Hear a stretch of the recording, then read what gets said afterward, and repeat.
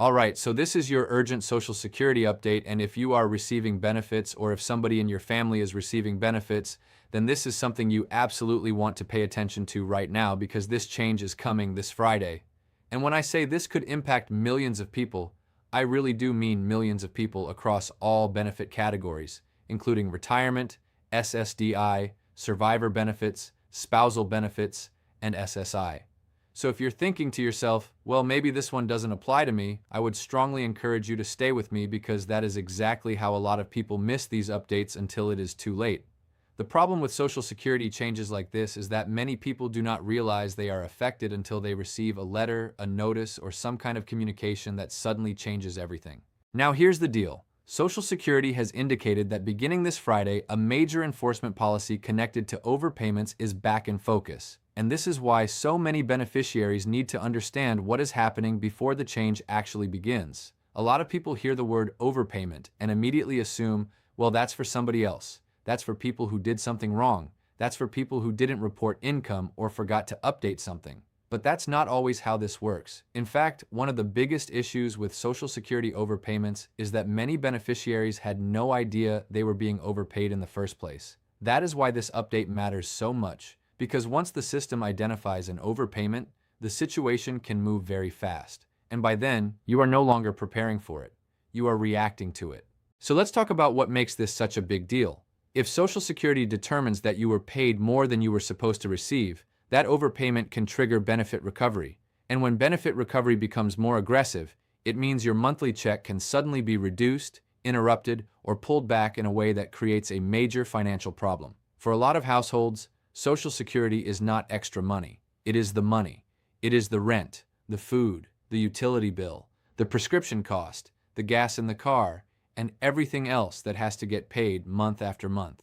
So when we hear about policy changes tied to garnishment or recovery, we are not talking about some technical adjustment on paper. We are talking about real people who may suddenly lose access to money they depend on for daily survival. And this is where people get caught off guard. A beneficiary may think, I have been getting the same amount for years. Everything must be fine.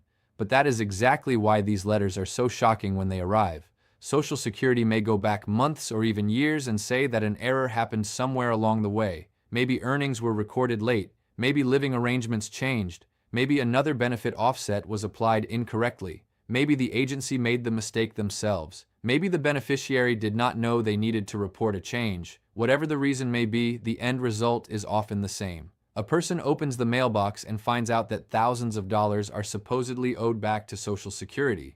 And at that point, it becomes a race to figure out what happened, whether the amount is even correct, and what options are available before the check starts getting hit. That's why I want to be very clear about something. Just because someone receives an overpayment notice does not automatically mean they should panic, and it definitely does not mean they should assume the notice is correct without looking into it. This is where a lot of people make a mistake. They get scared, they feel overwhelmed, and they think, well, I guess if Social Security says I owe it, then I must owe it. Not necessarily. Sometimes the numbers are wrong, sometimes the facts are incomplete, sometimes the agency does not have the full picture, and sometimes even if there was technically an overpayment, the person may still qualify for relief based on financial hardship or because the overpayment was not their fault. So the worst thing people can do is assume they have no rights and no options. And let's be honest, this is one of the most frustrating parts about the whole process. Social Security beneficiaries often do their best to follow the rules, report changes, answer letters, sit on hold, go to appointments, and still end up being told years later that they owe money back. That is why this Friday update is getting so much attention. When a recovery rule tightens up, the pressure falls on the beneficiary, even when the beneficiary had no idea there was a problem. And that's what makes this feel so unfair to so many people.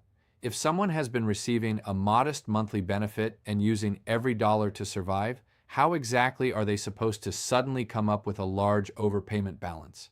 Most people cannot.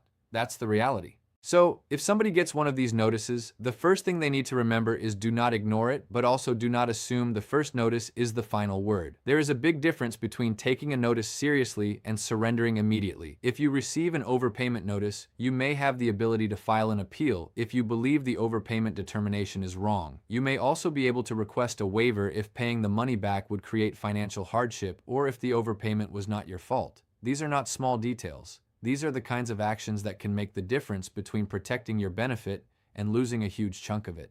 The key is acting quickly, reading everything carefully, and making sure you understand the deadlines that apply to your case. Another thing people should do right now before any letter ever arrives is check their My Social Security account and review the information on file. A lot of people only go looking for their account after there is already a problem, but it is much better to look while everything appears normal. Check your benefit amount. Check your earnings history, check your work record, check whether the information lines up with what you know to be true. If something looks off, that does not automatically mean there is an overpayment, but it may be a sign that something needs attention. And the earlier a discrepancy is caught, the better chance you have of dealing with it before it turns into a much larger mess down the road. Now, I also want to say this because it matters. A lot of beneficiaries believe that small checks mean small risk, but that is not how this works. In fact, lower income beneficiaries can be among the most vulnerable because even a small reduction in a monthly payment can be devastating. If someone is living on SSI or a modest retirement benefit, losing even part of one check can throw off the entire month.